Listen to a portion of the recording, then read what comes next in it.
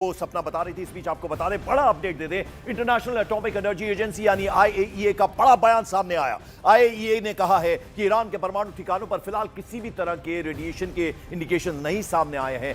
हालांकि आने वाले वक्त में इससे इनकार नहीं किया जा सकता, यानी रेडिएशन का खतरा बना हुआ है। आईएईए ने दोनों पक्षों से इस बीच कहा है कि बातचीत ही सब चीजों का समाधान है। ये आईएईए का बड़ा बयान सामने आया है, यानी ईरान इजराइल युद्ध पर ये बड़ा अपडेट है।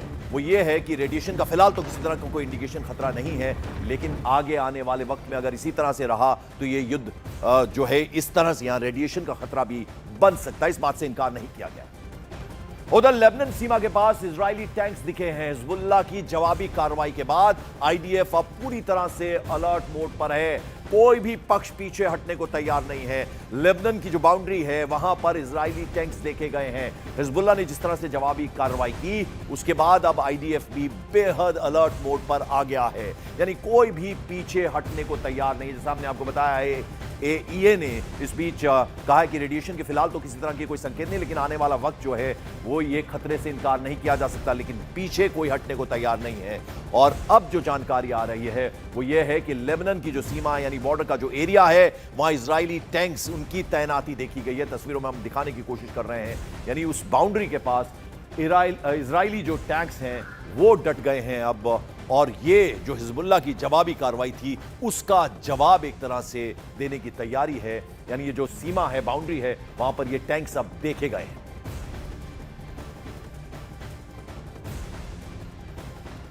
और इस बीच बड़ी खबर है, खामनेई के खात्मे के बाद भी ट्रंप प्रशासन पूरी तरह से टेंशन में है, यानी अभी भी तनाव में है। खामनेई की मौत के बाद भी पेंटागन में ट्रंप के जो अफसर्स हैं वो अब आपको बता दें कि टेंशन में नजर आ रहे हैं कहीं ना कहीं। यानी पेंटागन में ट्रंप के जो अफसर हैं उन्हें ये डर सता रहा है कि अभी भी कुछ भी हो सकता है। वॉशिंगटन पोस्ट के हवाले से ये बड़ी खबर आ रही है, यानी ईरान कुछ भी कर सकता है, ये डर लगातार बना हुआ है। वॉशिंगटन पोस्ट की रिपोर्ट में बताया गया कि पेंटागन अफसरों ने वो बताया कि वो ट्रंप की फिक्र बढ़ाने वाला है, क्योंकि ट्रंप प्रशासन को जंग के काबू से बाहर होने का डर अभी से सताने लगा है। ऐसा अंदाजा लगाया जा रहा है कि अगर लड़ाई लंबी चल गई तो अमेरिका को ही सबसे ज्यादा नुकसान होने वाला है। इससे पहले खुद डोनाल्ड ट्रंप भी 4 हफ्ते तक की जंग का अनुमान लगा चुके हैं, यानी जंग बंद होती नजर नहीं आ रही है। और यहां आपको बता दें कि ट्रंप प्रशासन की टेंशन की असली वजह ईरान की ताकत से कहीं ज्यादा अपने भविष्य, अपने फ्यूचर से जुड़ी हुई है। पेंटागन के आला अधिकारी के हवाले से छपी वॉशिंगटन पोस्ट की यह रिपोर्ट बताती है कि कैसे ईरान के साथ जंग काबू से बाहर होने का खतरा उन्हें सता रहा है, और अगर यह युद्ध लंबा चला तो हालात कभी भी हाथ से बाहर निकल सकते हैं, जो बड़ी टेंशन है अमेरिका के लिए। अमेरिकी अधिकारियों को फिक्र अब इस बात की है कि जंग का सबसे बुरा असर एयर डिफेंस सिस्टम पर पड़ेगा, क्योंकि लंबी लड़ाई की सूरत में अमेरिकी एयर डिफेंस इन्वेंट्री के पूरी तरह से खत्म होने का खतरा बढ़ जाएगा। बार बार उड़ती ईरानी मिसाइलों को काबू करने के लिए जिस मिसाइल इंटरसेप्टर की जरूरत होती है उसका स्टॉक भी अब घटने लगा है, क्योंकि अंदाजा है कि एक मिसाइल को रोकने में 2 से 3 इंटरसेप्टर्स की जरूरत पड़ती है। और सबसे बड़ी फिक्र अमेरिका को क्या है, वह है अपने बाकी दुश्मनों की, क्योंकि अगर ईरान में ही सब कुछ झोंका गया तो बाकी की जो जगह है इसका असर दिख सकता है, खास तौर पर इंडो पैसिफिक रीजन में। तो ये बड़ी सिरदर्द, एक बड़ा टेंशन जो है वो पेंटागन के जो आला अधिकारी उन्हें सता रहा है। खामनेई की मौत के बाद भी अब ऐसा है कि अगर ये युद्ध लंबा चढ़ गया, हालांकि ट्रंप ने भी ये कहा है कि 4 हफ्ते तक ये लड़ाई चल सकती है, और यदि ऐसा होता है तो खास तौर पर इंडो पैसिफिक रीजन में टेंशन बेहद बढ़ सकती है।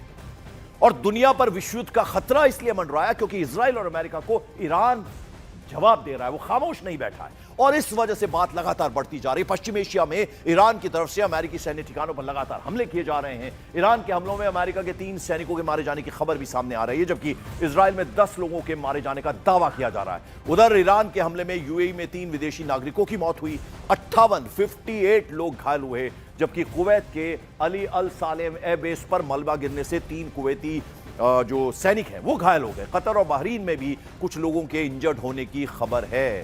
तो ये अलग अलग जगहों में हम आपको बता रहे हैं किस तरह से नुकसान हो रहा है, युद्ध का क्या असर हो रहा है, वो बताने की कोशिश हम आपको कर रहे हैं।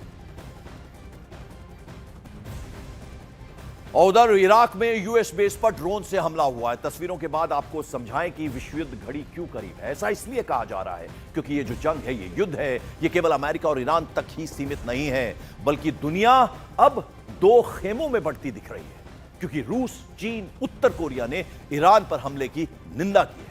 तुर्की, मिस्र, लेबनान और इराक भी ईरान के साथ खड़े नजर आए, यानी वो देश जो अमेरिका के दुश्मन है वो ईरान के दोस्त बन गए। आप अंदाजा लगाइए। पाकिस्तान के प्रधानमंत्री शहबाज शरीफ ने ईरान के supreme leader Ayatollah Ali Khamenei की मौत पर दुख जता दिया।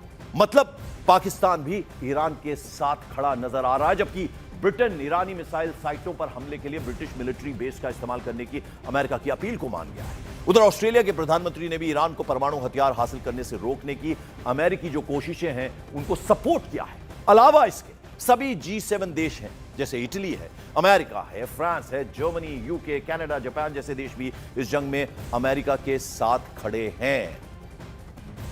और उधर ईरान का इजराइल पर खैबर मिसाइलों से हमला हुआ है। ईरानी सेना की इजराइल और यूएस को सीधे सीधे धमकी है। ईरान का इजरायली आपको बताते हैं, ईरान सेना जो है वो इजराइल और यूएस को सीधे सीधे धमकी दे रही है। ईरानी सेना का कहना है कि इंतकाम तक हमले जारी रहेंगे, पीछे हटने को तैयार नहीं है। इजराइल में सायरन की आवाजें बंद नहीं होंगी। 250 किलोमीटर तक की अटैक कर सकती है खैबर मिसाइलें। आप समझ लीजिए, यानी पीछे हटने को बिल्कुल तैयार नहीं है ईरान।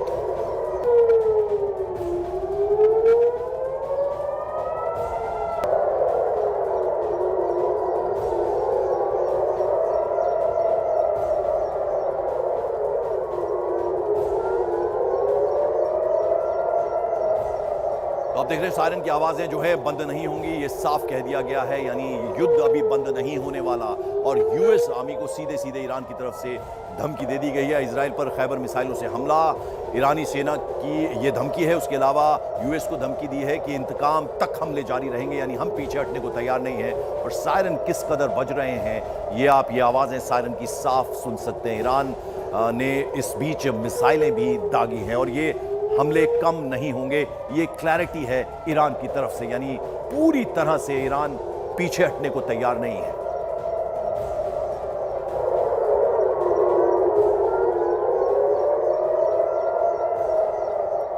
और आइए अब जरा आपको दिखाते हैं कि मौजूदा वक्त में युद्ध क्षेत्र बने मिडिल ईस्ट के ताजा हालात क्या हैं। तो यहां एक तरफ 21 फरवरी यानी जंग से पहले की तस्वीरें हम आपको दिखा रहे हैं, कैसी तस्वीर थी, और जंग के बाद आप देखिए 1 मार्च की तस्वीरें हैं। आप देखिए क्या हाल जो है वो हो चुका है।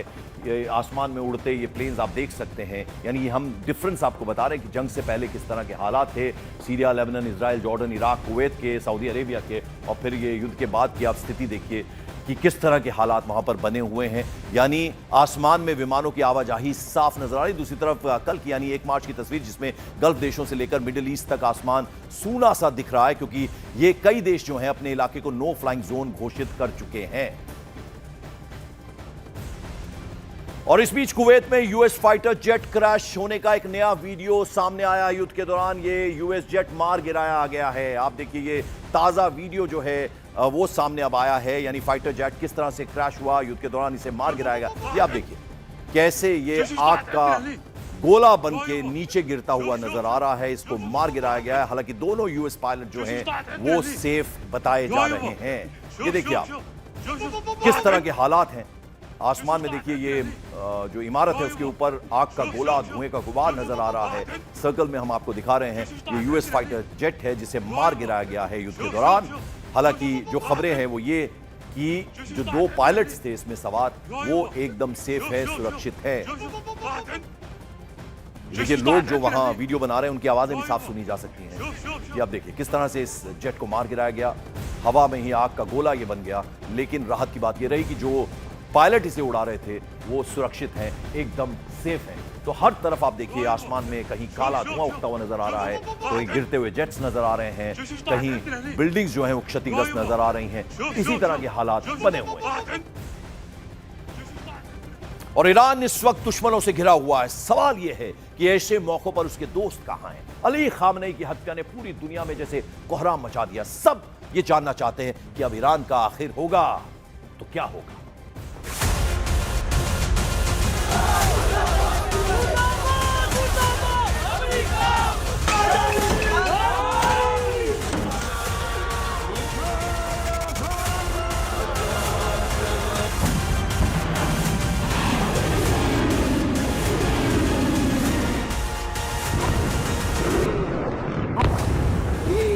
सुप्रीम लीडर की मौत, मिडिल ईस्ट में जंग का नया बिगुल।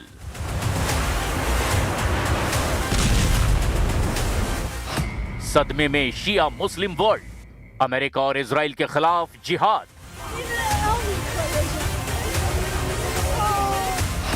एक्टिव हुआ लड़ाका फोर्स, चुप बैठेगा या बारूद बोलेगा।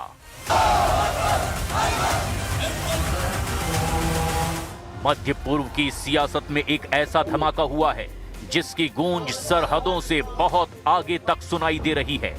अली खामनेई की मौत के बाद शिया दुनिया में मातम है और उबाल भी।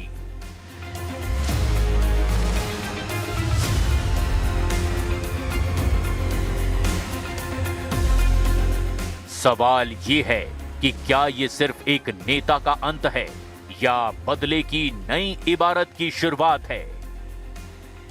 و اومدم اینجا که اینو هم به حکومت خودم نشون بدم هم به نیروهای قویمون نشون بدم که من پا به پاشون هستم و مردم حضور خودمون رو اعلام کنیم. الان دقیقاً موقعیت ما رو میدونن، همونجوری که رهبرمون وسط جنگ موقعیتش رو میدونستن، موقعیت ما رو هم میدونن. ما حامی این نظامیم، ما این نظام رو دوست داریم، کشورمون رو دوست داریم، جلوشون هم محکم وای میسیم. اومدیم بگیم که هستیم. क्या रेजिस्टेंस फोर्स अब अमेरिका और इजराइल के खिलाफ खुली टक्कर का रास्ता चुनेगी? क्या जिहाद के नारे अब जमीनी हकीकत बनेंगे? मिडिल ईस्ट खामोश है, लेकिन क्या यह खामोशी आने वाले तूफान से पहले की है? ईरान के अलावा इराक, लेबनान और यमन में एक्टिव शिया संगठन यानी रेजिस्टेंस एक्सिस, जिसमें popular mobilisation forces, Hezbollah, Houthi और अब ये शिया पावर सेंटर में आए इस बदलाव को लेकर क्या एक्टिव नजर आ रहे हैं? क्या यही अब अमेरिका और इजराइल के खिलाफ खुले संघर्ष की शुरुआत करेंगे? मध्य पूर्व की राजनीति आज ऐसे मोड़ पर है जिसने सबका ध्यान खींच लिया है, जो पूरे वर्ल्ड को झकझोर रहा है। ईरान के सर्वोच्च नेता अयतुल्ला अली खामनेई की मौत की खबर ने शिया समुदाय में शोक के साथ गहरा गुस्सा भी पैदा कर दिया है। ये खबर सिर्फ एक लीडर की मौत नहीं, बल्कि क्षेत्रीय अशांति और भविष्य के संघर्ष की शुरुआत भी लग रही है।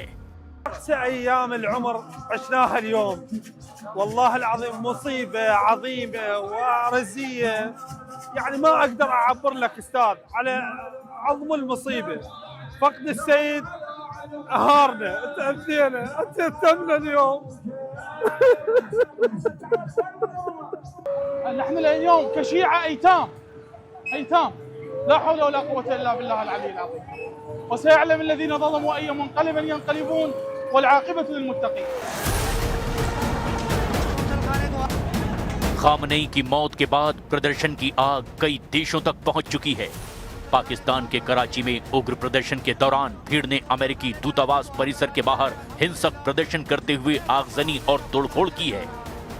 हालात बिगड़ने पर यूएस कॉन्सुलेट में तैनात अमेरिकी मिलिट्री के जवानों ने भीड़ को तितर-बितर करने के लिए गोली चलाई है, जिसमें कई लोगों की मौत हो गई है। दुनिया भर में करीब 15 से 20 करोड़ शिया मुसलमान हैं, यानी कुल मुस्लिम आबादी का लगभग 10 से 15%। सबसे ज्यादा शिया आबादी ईरान में है। इराक में भी शिया बहुमत में है। इसके अलावा अजरबैजान और बहरीन में भी बड़ी शिया आबादी है। लेबनान, पाकिस्तान और भारत में भी करोड़ों शिया मुसलमान रहते हैं।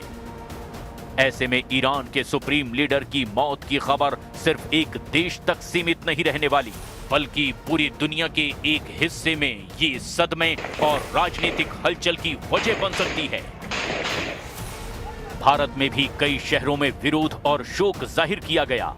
मस्जिदों और इमाम बाड़ों में विशेष दुआएं की गई।